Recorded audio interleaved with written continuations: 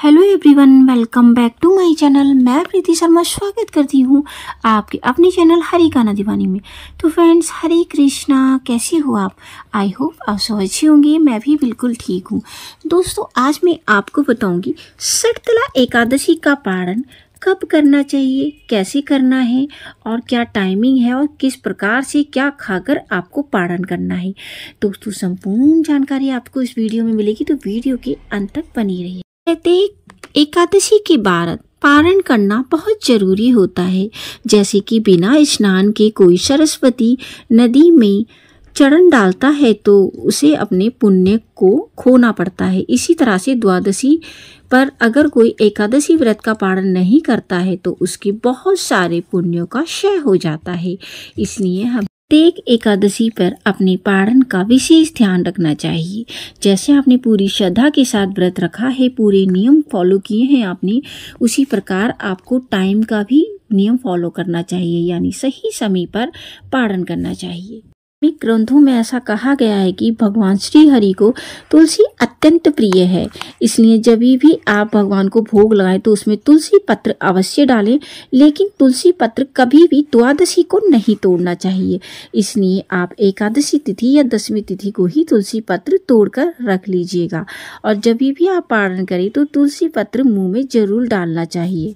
है कि आंवले के पेड़ पर भगवान श्री हरि विष्णु का वास होता है, इसलिए आंवले का भी एकादशी के व्रत पर विशेष महत्व होता है। इसलिए एकादशी का पारण करने के दौरान आंवला खाना चाहिए। इससे अखंड सौभाग्य और आरोग्यता प्राप्त होती ही संतान सुख की भी प्राप्ति होती है।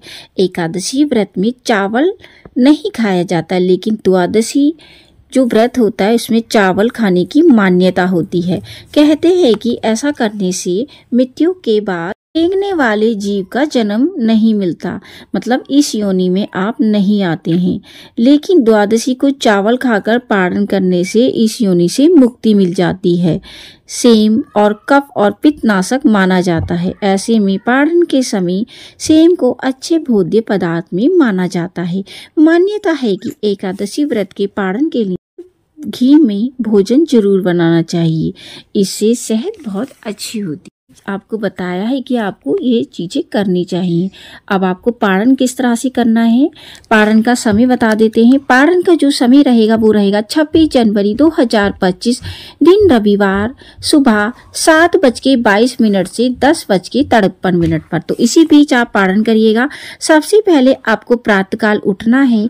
स्नान के उपरांत श्री हरि की पूजा अर्चना करनी है और उसके बाद आपको तुलसी महारानी है उनकी पूजा करनी है।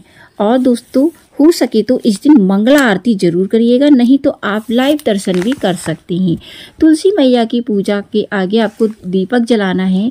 और दोस्तों, उनको आज के दिन पत्ते नहीं तोड़ने, लेकिन आप उनकी पूजा अवश्य करिएगा। उनके आगे दीपक जलाइएगा। 3 या फिर 11, 21 परिक्रमा कर सकते हैं। हरे कृष्ण कृष्ण कृष्ण हरि हरि, हरि राम राम राम हरि हरि, इसकी यथा संभव माला आपको जाप करनी है। और दोस्तों, ये सब करने के बाद आपको भगवान जी को भोग लगाना है। आज के दिन कुछ भी चावल की चीज़ आप बना सकते हैं, जैसे पोहा बना सकते हैं, खिचड़ी बना सकते हैं, पुलाव बना सकते हैं, खीर बना सकते हैं। कोई भी चावल की चीज़ अवश्य बनाइएगा। वैसे नियम तो ये होता है, जो जगन्नाथपुरी के चावल होते हैं ना, सूखे चावल, उनको खाकर पारण किया जाता है, लेकिन वो पॉसिबल नहीं होता है। तो आप नॉर्मल जो चावल होते हैं उनकी कुछ ना कुछ चीज़ें बनाइए, भगवान जी को भोग लगाइएगा। और दोस्तों, उसके बाद उस भोग को सभी में मिक्स कर दीजिएगा। और भगवान जी को पंचामृत से आप जब स्नान कराते हैं, विशेष तिथियों में पंचामृत से स्नान कराइएगा, वो पीकर आपको पारण करना है। दोस्तों, उसके बाद आपको ब्राह्मण को भोग लगाना है।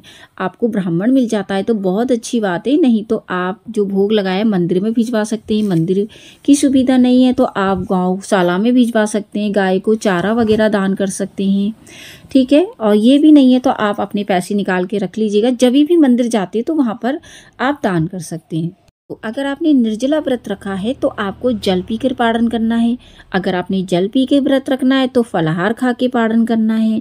और दोस्तों आपने फल खाकर व्रत रखना है तो आपको अन्न युक्त प्रसाद जो आपने भगवान जी को लगाया है वो खाकर पारण करना है दोस्तों। तो इस चीज़ का ध्यान रखिएगा। सबसे पहले आपको भगवान जी का चरणामृत या पंचामृत पीना है।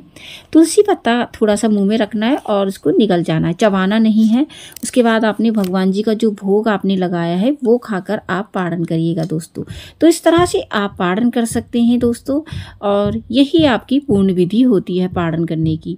आई होप कि आपको ये वीडियो बेहद पसंद आया होगा। यदि वीडियो पसंद आया हो तो वीडियो को लाइक शेयर करिएगा। चैनल पे नए हैं तो चैनल को सब्सक्राइब करना बिल्कुल ना भूलें दोस्तों। मैं मिलती हूँ न्यू वीडियो में न्यू टॉपिक के साथ। तब तक के लिए हरे कृष्णा।